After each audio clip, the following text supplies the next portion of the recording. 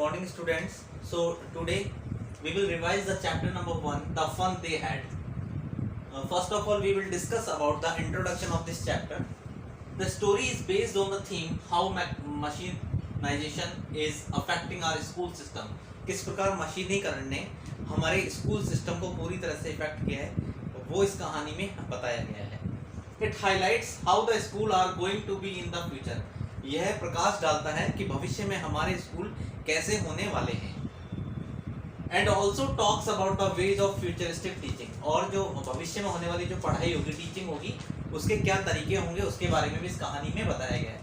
The author has made a contrast between the schools of today and the futuristic school.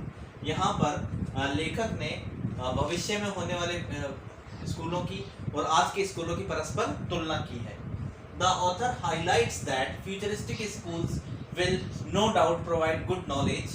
अब यहाँ author highlight करता है कि futuristic school हैं वो ये कोई डाउट नहीं है कि अच्छी शिक्षा प्रदान करेंगे to the students, but the student will miss on the fun they could have in the school. लेकिन विद्यार्थी उस मनोरंजन को मिस करेंगे जो वो क्लास में ले सकते थे विद देयर क्लासमेट्स, अपने कक्षा साथियों के साथ. The students will not have a human teacher. Students के पास एक कोई ह्यूमन टीचर नहीं होगा who can understand their feelings and emotions, जो उनकी फीलिंग्स और इमोशंस को पूरी तरह समझ सके.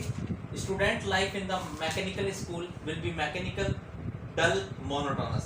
स्टूडेंट्स की जो लाइफ होगी मैकेनिकल स्कूलों में बहुत ही डल और मोनोटोनस होगी. And there will be no peer learning. और वहाँ सीखने को बहुत ज़्यादा कुछ नहीं मिलेगा. Such schools will produce mechanical students only. इस तरह के जो स्कूल होंगे वो केवल मैकेनिकल स्टूडेंट्स ही प्रोड्यूस कर पाएंगे. So this is the introduction of this chapter. Now we will discuss about the summary of this chapter. This is the futuristic story of two children, 11-year-old Margie and 13-year-old Tommy. यह 11 वर्षीय मार्गी और 13 वर्षीय Tommy नाम के बच्चों की कहानी है. Who study in a school, जो एक स्कूल में पढ़ते थे. Where teaching is done by mechanical teachers, जहाँ टीचिंग मैकेनिकल टीचर के द्वारा की जाती थी. Margie was unhappy with her current schooling system. Margie अपने करंट स्कूलिंग सिस्टम से बहुत ज़्यादा नाखुश थी. As it involve isolated teaching in a classroom in her house, क्योंकि उसे एक आइसोलेटेड टीचिंग प्रदान की जाती थी अपने ही घर के एक क्लासरूम में. A mechanical teacher was adapted to teach as per her requirement. एक मैकेनिकल टीचर उसे उसके रिक्वायरमेंट के अकॉर्डिंग उसे पढ़ाता था. The mechanical teacher sometimes developed snags in teaching that were corrected by the county inspector. वो कई बार गलतियां भी कर देता था, उसे काउंटी इंस्पेक्टर के द्वारा सही किया जाता था. In this scenario Tommy one day chances upon an old book. इसी घटना के परिप्रेक्ष्य में एक दिन टॉमी को एक पुरानी सी पुस्तक मिली that tells about the schools when Margie's grandfather was a little boy. जब मार्गी के जो दादाजी थे, उनके भी जो दादा थे, उस समय वो स्कूल में जब पढ़ने जाया करते थे, उस समय की शिक्षा के बारे में बताया गया था. Margie was excited to know about a different kind of school. Margie एक डिफरेंट काइंड ऑफ स्कूल के बारे में जानने को बहुत ज़्यादा उत्सुक थी. Where teacher were human and children of the same age group from the neighbourhood would come together. जहाँ टीचर्स और जो नेबरहुड के जो बच्चे थे वो पढ़ने के लिए एक साथ आया करते थे. लर्न द सेम थिंग, एक जैसी चीज़ें सीखा करते थे. And have fun while doing so, और पढ़ाई करते करते वो मनोरंजन भी किया करते थे. So this is the story, this is the short summary of this story. Now we will discuss about the summary of this story in Hindi.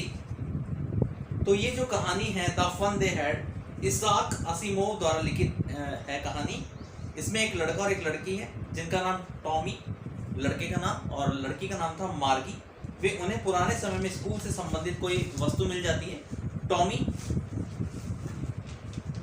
जिसकी जो उम्र थी वो 13 वर्ष थी, वह 17 मार्च 2155 को एक ऐसी वास्तविक पुस्तक घर की उसे कवर्ड में मिल जाती है जो कि एक कागज़ पर छपी हुई थी.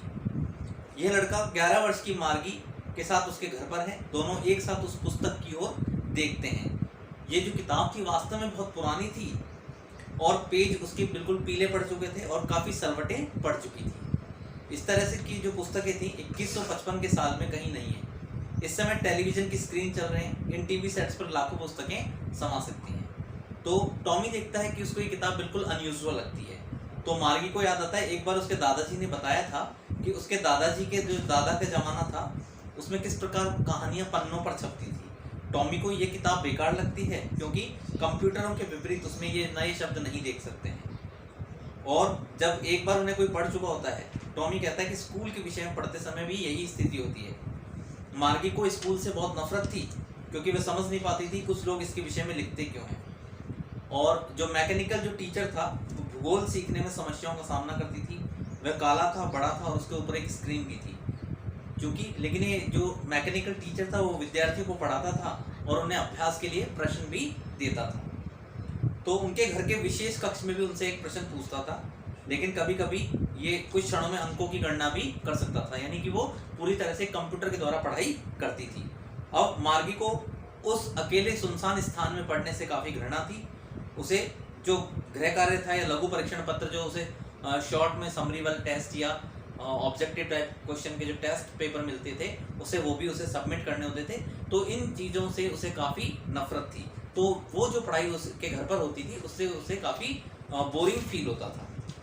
तो एक बार जो मैकेनिकल टीचर ने भूगोल के विभाग को जल्दबाजी में श्रेणीकृत कर दिया, तो मार्गी के अंक खराब से भी और खराब होते चले गए। तो मार्गी को बड़ी निराशा हुई क्योंकि कंप्यूटर शिक्षक की स्थिति को सुधार कुछ ही समय में कर दिया गया।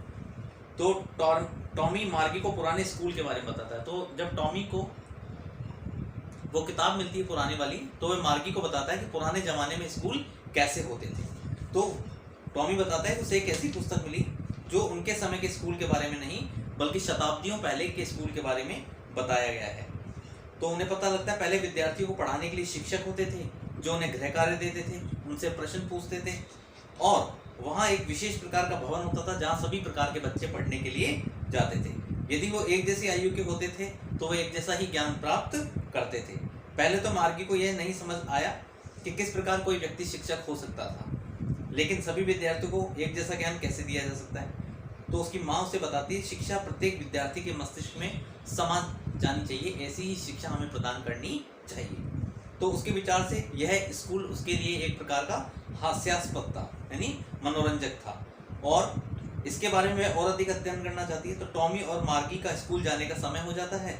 मार्गी अपने स्कूल कक्ष में चली जाती है। स्कूल कक्ष कहाँ था? मार्गी घर पे ही बना हुआ एक अलग से कमरा जहाँ पर वह अपने मैकेनिकल टीचर से पढ़ाई किया करती थी। तो उसके घर में ठीक शयन कक्ष के आगे यांत्रिक शिक्षक उसकी प्रतीक्षा में खड़ा हुआ। यह पहले से ही योजनाबद्ध है क्योंकि पाठ नियमित घंटों पर व्यवस्थित है, कंप्यूटराइज जो सिस्टम था ऑलरेडी उसमें टाइम फिक्स था और उसी के अकॉर्डिंग में पढ़ाई किया करती थी। तो मार्गी अपने स्कूल के बारे में सोचती है क्योंकि उसे जो मैकेनिकल टीचर है उचित भिन्नों को जोड़ना सिखाता है और मार्गी पुरानी पद्धति वाले स्कूलों के विचारों में खो जाता है। क्योंकि बच्चों को सीखने में कितना आनंद आता होगा, वो सोचती है कि पुराने ज़माने में जब उन्हें एक ह्यूमन टीचर क्लास में आकर पढ़ाता था उन बच्चों को पढ़ने में कितना मज़ा आता होगा, वो कितना आनंद उठाते होंगे, बच्चे एक दूसरे के साथ कितनी मौज मस्ती करते होंगे क्लास में। तो वह इन सब विचारों में खो जाती है और ये भी सोचती है कि उन्हें एक साथ समय व्यतीत करने में कितना अच्छा समय लगता होगा। तो यहाँ जो मैकेनिकल जो टीचिंग कराई जाती है और जो पुराने ज़माने में टीचर के द्वारा जो शिक्षा प्रदान की जाती थी विद्यार्थियों को कक्षा के अंदर, उसके बीच परस्पर तुलना की गई इस कहानी के माध्यम से। तो यही इस पार्ट में बताया गया। If you find any kind of difficulty, then you can call me on my personal number. Till then, thank you very much.